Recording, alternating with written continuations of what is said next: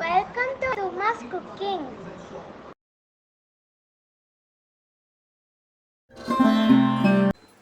எல்லாருக்கும் வணக்கங்க.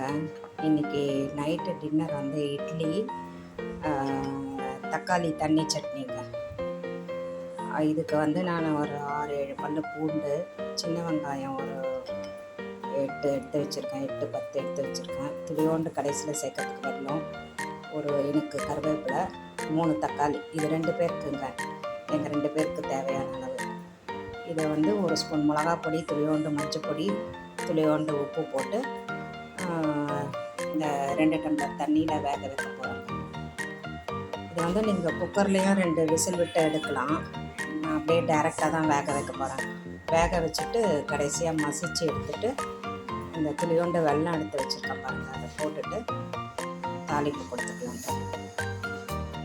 இந்த ஸ்பூனில் ஒரு ஸ்பூன் மிளகா பொடி,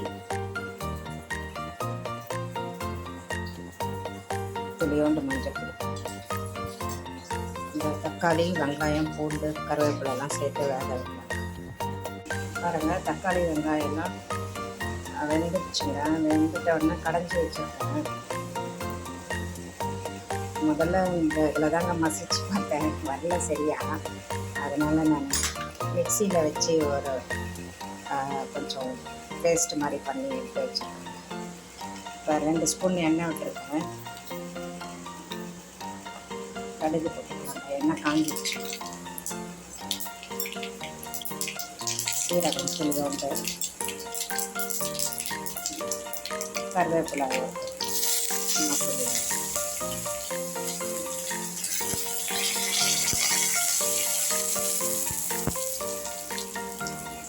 ஃபில்டர் பண்ணி வச்ச தண்ணி வச்சுருக்கேன்.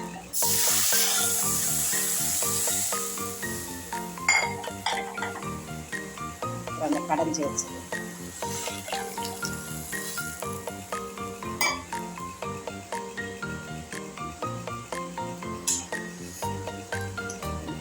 சும்மா ஒரு கொதிக்கட்டாங்க. கொதிச்சதும் மாவு, இட்லி மாவு வந்து ஒரே ஒரு ஸ்பூன் கரைச்சி வச்சுருக்கேன். அதை ஊற்றிட்டு ஒரு கொதி வந்ததும் இந்த ஒரு பிஞ்ச் வெல்லம், பெருங்காய பொடி போட்டு இறக்கிடணும்.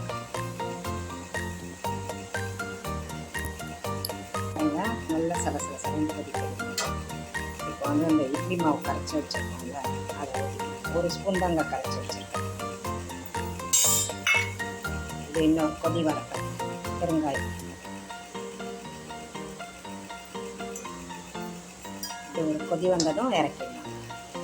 இது கொஞ்சம் திக்கனாகும், ஆனால் இது தண்ணியாக இருந்தால் தான் இந்த தக்காளி சட்னி.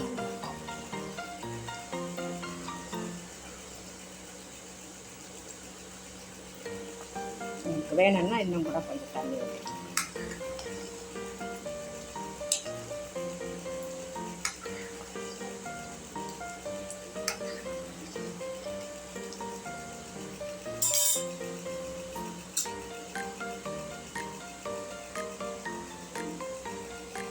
மீடியமில் தான் வச்சுருக்கேன். கொதிச்சதான் ஆஃப் பண்ணிடலாம். இட்லியோட வச்சு சாப்பிட்லாம்.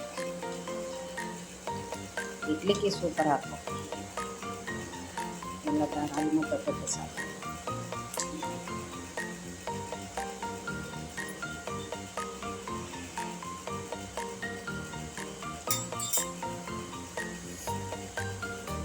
இந்த வெல்லம் எடுத்து வச்சுருக்கலாங்க ஒரு பிஞ்சு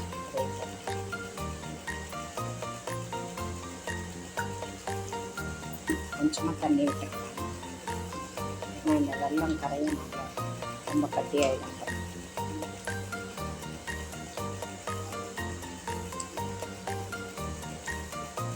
வெல்லம் போடுறது நம்மளோட விருப்பம் தாங்க, ஆனால் போட்டால் நல்லா டேஸ்ட்டாக இருக்கும். அந்த காரம், தக்காளி புளிப்பெல்லாம் எடுத்து கொடுக்கும்.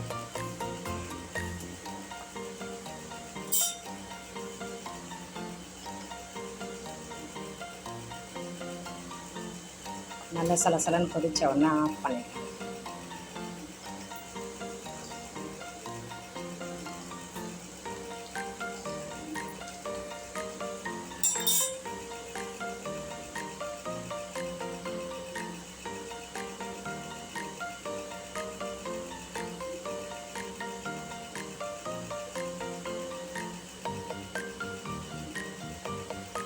நல்லா கொதிக்குதுங்க. ஸ்டவ் ஆஃப் பண்ணிடலாம். இட்லியோட வச்சு சாப்பிட்டு பார்க்கலாம். இது பாருங்கள், இட்லி இந்த தக்காளி தண்ணி சட்னி நல்லா சாம்பார் போட்டுன்னு எப்படி சாப்பிடுவோமோ அந்த மாதிரி சாப்பிட்டா சூப்பராக இருக்குங்க.